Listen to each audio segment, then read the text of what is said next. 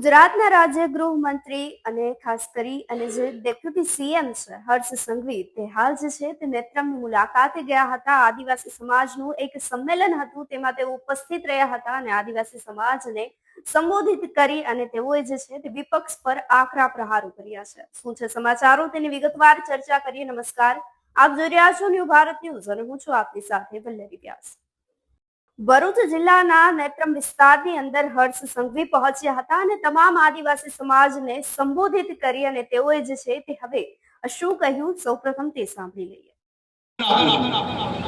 સાહેબ, તમને બધાને ગર્વ થશે કે આ ભારતીય જનતા પાર્ટીની એક જ એવી સરકાર છે કે જેને આદિવાસી સમાજનું નેતૃત્વ વધુમાં વધુ વધાર્યું. આપણી રાજ્ય સરકારની અંદર ચાર મંત્રી આદિવાસી સમાજમાંથી હોય, આવું ક્યારેય કોઈએ સપનામાં વિચાર્યું હતું? આમાંની એક બી પાર્ટી, કોંગ્રેસ હોય કે આપ હોય, કયા આદિવાસી નેતાને એમનો નેતા બનાવ્યો? આપણી ભારતીય જનતા પાર્ટીની સરકારે ચાર મંત્રીઓ બનાવ્યા. આપણા નરેશભાઈ પટેલ હોય, જયરામભાઈ ગામિત હોય, રમેશભાઈ હોય કે પીસી બરાંડા હોય, ચારેય ક્ષેત્રમાંથી ચાર આદિવાસી મંત્રી એ મારા આદિવાસી સમાજની સેવા કરવા માટે ભૂપેન્દ્રભાઈ પટેલની સરકારમાં કામ કરી રહ્યા છે.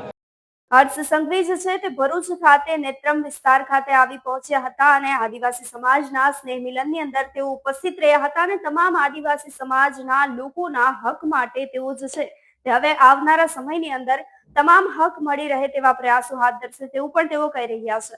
સમાચારો જે છે તે આપણે હાલ સાંભળ્યા, જેને લઈ હવે ભવિષ્યની અંદર આદિવાસી સમાજના જે તમામ લોકો જે છે તેમને ખાસ કરીને રાહત મળી રહેશે. તેમના ભણતરથી લઈ અને તેમના જીવન ધોરણ સુધારવા માટે સુધી લઈ અને હર્ષ સંઘવી જે છે તે વાત કરી રહ્યા છે. આપનું શું માનવું છે અમને કમેન્ટ કરી ચોક્કસથી જણાવશો. તેની સાથે જ અમારી ચેનલ ન્યૂ ભારત ન્યૂઝને લાઇક, શેર અને સબસ્ક્રાઇબ કરવાનું ભૂલશો નહીં. નમસ્કાર.